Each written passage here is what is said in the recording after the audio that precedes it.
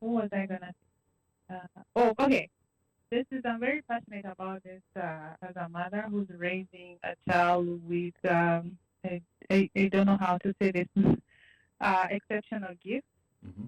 I think critical thinking is key. It goes hand in hand with creativity. Mm-hmm. Yeah, and my daughter, I've always worked hand in hand with the teachers.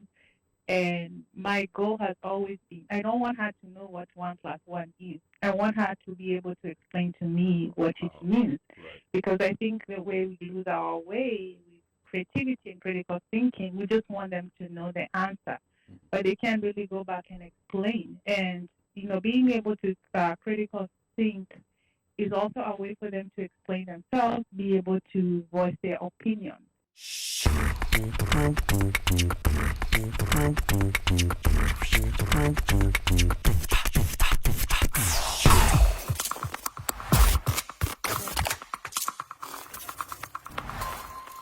Reading a whole lot of literature because I guess once you become a parent, it's kind of you almost become paranoid about your kid's life, like your kid's future. Like how do you put them in a position where they'll be successful? They will be like they will be able to stand for themselves and kind of.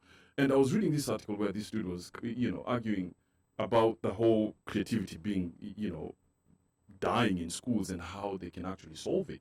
And his point was we need to start teaching critical thinking from a very early age, because critical thinking embodies things that the kid hasn't even thought about, but his mind can be in a position where they can go through a problem, without getting stuck. Now, the other thing that we take for granted, especially us people who come from a country that speaks more than 2 languages, is that ability to speak more than 1 language makes your brain think and process more issues way better than somebody who speaks only 1 language, and that's proven.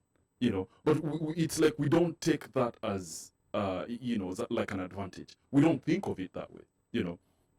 So coming to the whole, how do we critical thinking? You talked about Montessori schools, and that is one of the big, like I was telling my mom, we were having this story about how, kids are getting all addicted to screens everywhere.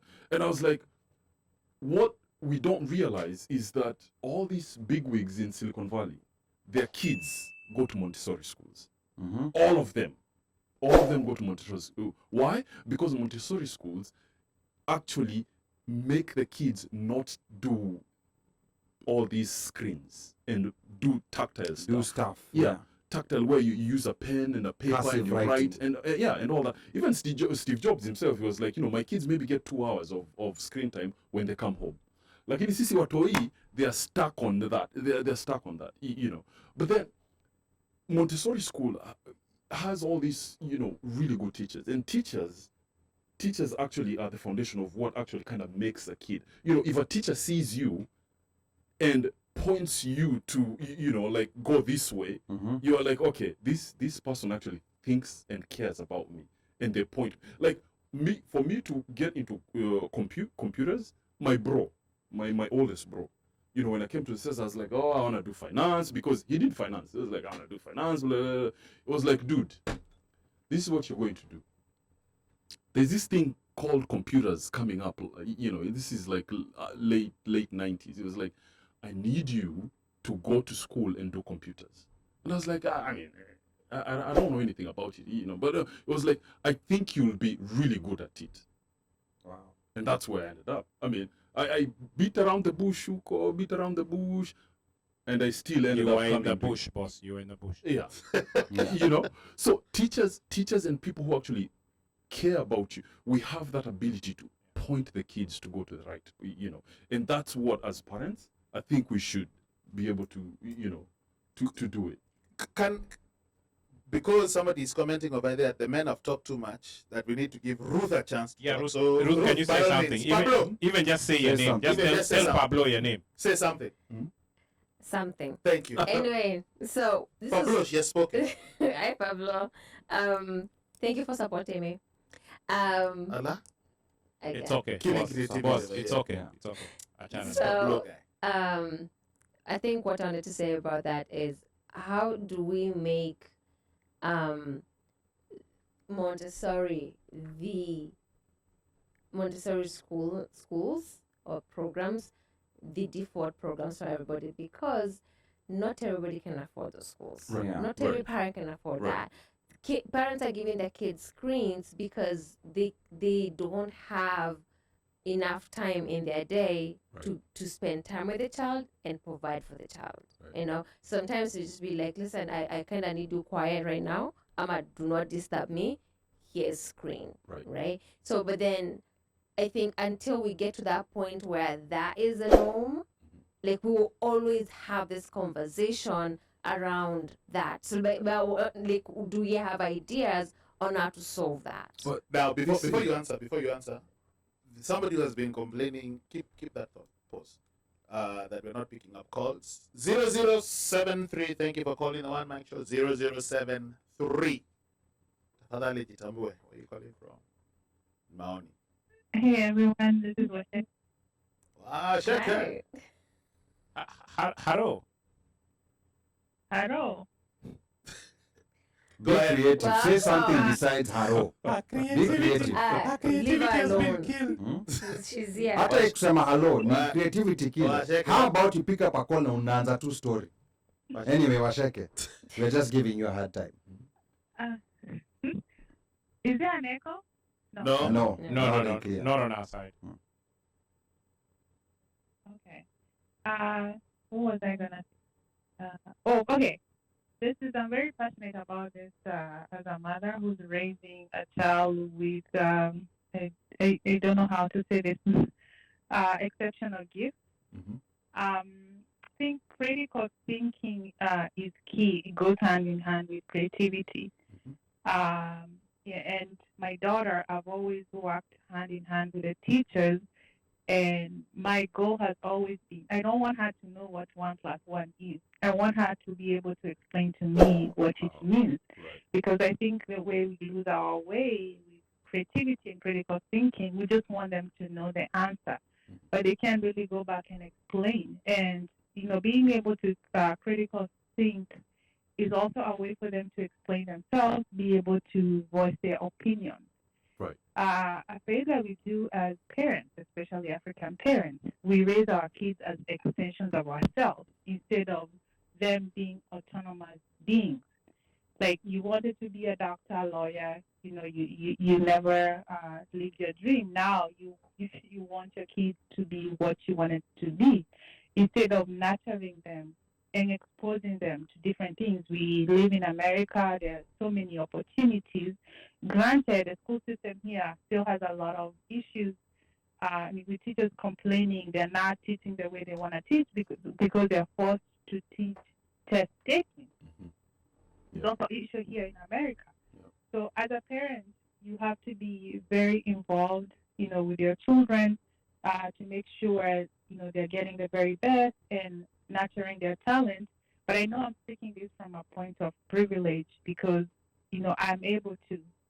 But there are a lot of parents in a low socioeconomic demographics that don't have that privilege. Parents are working all hours.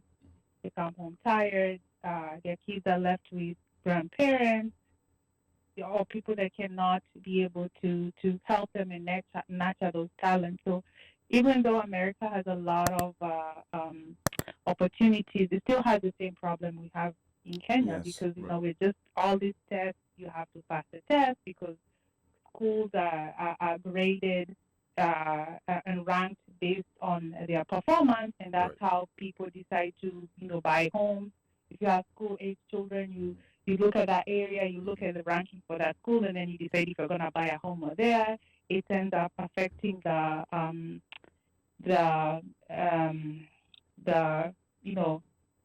Property values. Yeah. prices for those areas. So it's not a perfect system. So it's hard for us parents to really, work with our kids and nurture them to make sure they are getting the very best. And for me, like critical thinking is key and creativity. Just let your kids be kids. And there's one thing like I'm so against is homework. I'm so against homework, especially like from like kindergarten to fifth grade. I don't think homework really helps. I mean, a kid has been in school all day. Maybe I forgot to test our teacher. As a parent, you work until 5. So between it's that 3 and 5, maybe they go to after school, and then you pick them up at 5, and then they come home. It's family time, dinner. They shower. You want to read them a book. I mean, what time do they have for homework? So I feel like that free time they have, those 2 hours they have in the evening, is time for them just to be kids, go play outside, or just engage in other things besides books. So I'm an opponent of homework. I thank God the school my daughter goes to, they do not believe in homework at that elementary stage.